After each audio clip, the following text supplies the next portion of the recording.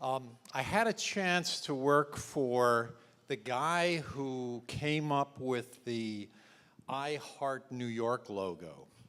I was working in Manhattan for a cosmetic company,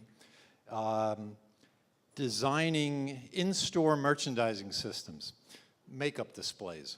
My day consisted of figuring out the optimal way to slide a nail polish bottle down a little plastic ramp, or sometimes a spring that would push compacts forward until the front one raised up enough that the shopper could pick it up and put it in her basket. The people I worked with acted like they were curing diabetes. They were very serious. I wasn't that into it. I was getting paid well, and I had good benefits, but I didn't feel fulfilled. I wanted something grander. So every weekend, I would look through the Sunday papers at the classifieds and try to find something. Usually there wasn't anything that I was interested in. If there was, I wasn't qualified for it. But then one Sunday, I thought I hit the jackpot. A graphic designer named Milton Glaser was setting up a three-dimensional studio in addition to his graphic design and illustration, which he was famous for. He came up with that logo, the I Heart New York logo. He was the co-founder of New York Magazine. He had this poster of Bob Dylan, which was a black profile with colored bands of hair that was hanging in museums and being sold in art galleries. His work was everywhere.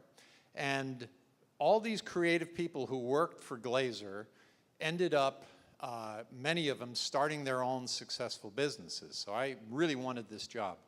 I got an interview, and the human resources guy there,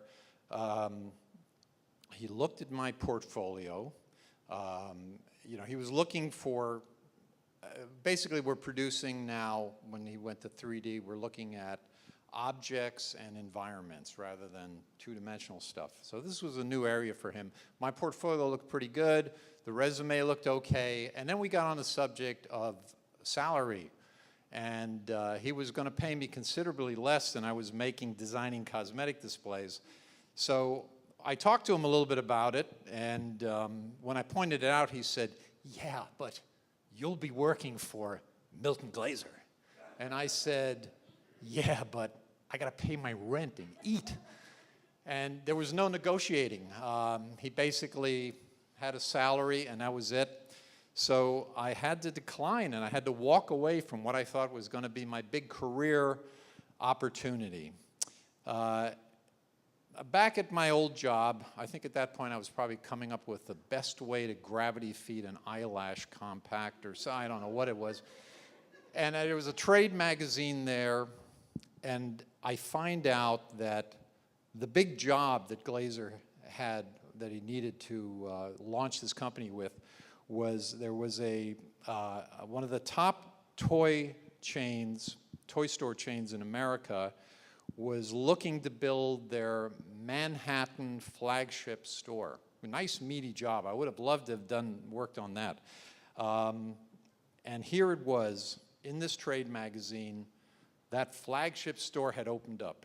The press was there. Milton Glaser himself was there to bask in all the glory that he was going to get for his accomplishment. The president of the toy store walked up to the glass door, gleaming with stainless steel around it, opened it up, walked through the door, and bashed his head on the door frame. Glaser had come up with this brilliant idea that there should be, in addition to the normal adult entrance, a child's entrance. The president of the toy company walked into the child's entrance, and that was it. That was the last time they used that door. They bandaged the guy up, locked the door. It was never used again. So I kind of feel like there's karma, you know. You like to think things happen for a reason. So Milton Glaser went on to continue to do wonderful graphic and illustration work, but that toy store incident was the end of his 3D division. The guy who got that job, the job that I wanted, was probably walking around the streets of Manhattan with his portfolio looking for another opportunity. And I eventually went on and started my own design firm for 35 years. So there's the karma.